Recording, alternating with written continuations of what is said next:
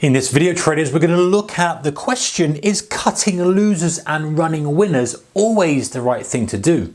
Maybe not. Stay tuned.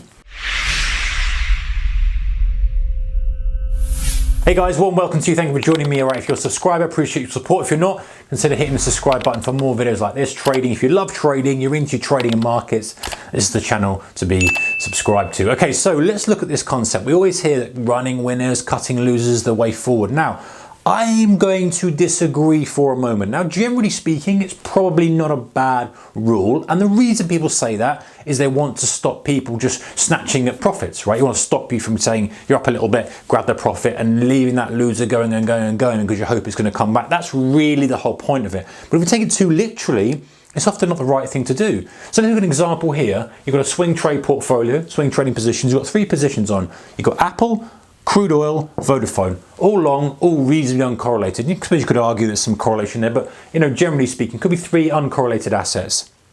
Now, you're up $5,000 on your Apple trade, you're up $800 on your crude oil trade, but you're down $1,000 on your Vodafone trade. Now, the logic or the saying goes that you should run your winners and cut your losers. So if you just looked at it from that perspective and you've got to prune a position, which position goes? It's going to be the Vodafone position, you leave the Apple position on, you leave the crude oil position on. And that's not necessarily the right thing to do, because imagine we had these charts. Okay, imagine this was the setups that we had in this position we'd had now. It changes the game completely. Let's have a look. So Apple, we'd bought here, great little buy, plugged up. This was our target, by the way. The red line's our target, our exit price we're looking to get to.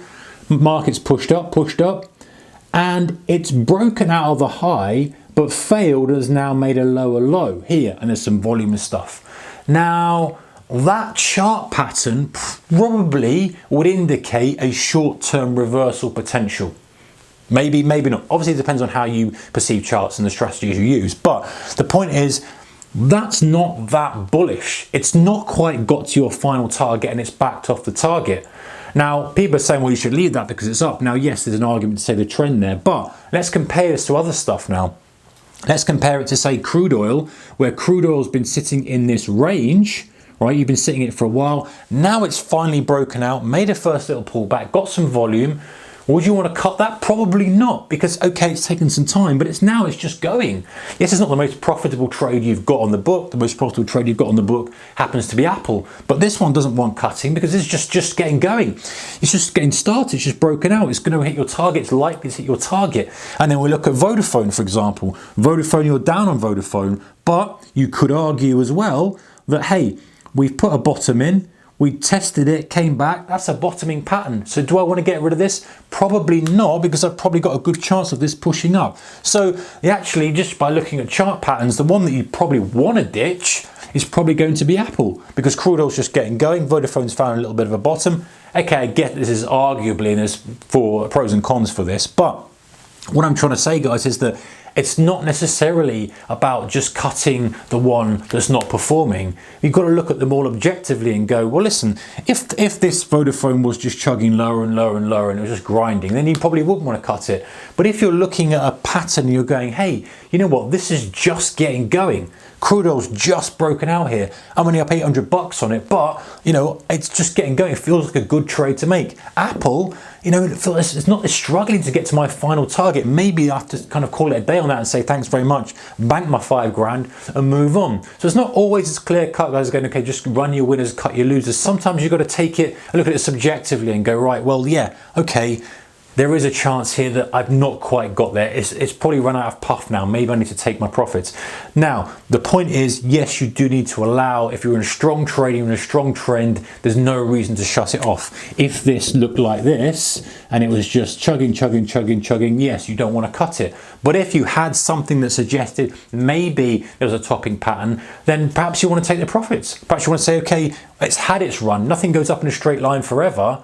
And so sometimes it's about analysing the position objectively, saying what's the position doing, forget about how much I'm up, forget about where I bought it, look at what it looks like now. What's the more appealing chart to you now? Forgetting, and it's hard to do, I get it, we've got a position we're kind of wedded to, we have the confirmation bias, but if we can put to one side and go, right, what's the most bullish chart here? And you might disagree with me in terms of chart patterns, that doesn't matter, it's for you to decide, but the point is you can look at it and go, well, this is a really nice bullish chart pattern, that's not bad, that's not good, or however, and then you're holding those positions, which is why re-evaluation points are so powerful when you're holding positions.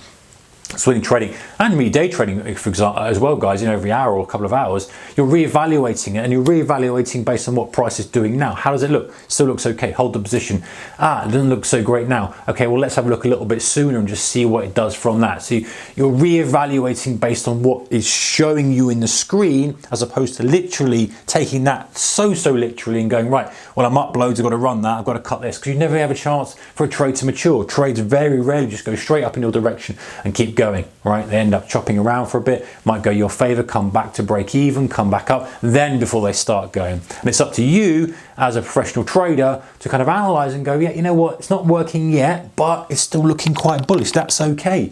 That's worth me holding on to. I'm not giving up on it because, it's still good. And then just making a decision from there. All right, guys, take care. Keep your risk management, whatever you're doing. I'll see you in the next one. Bye-bye.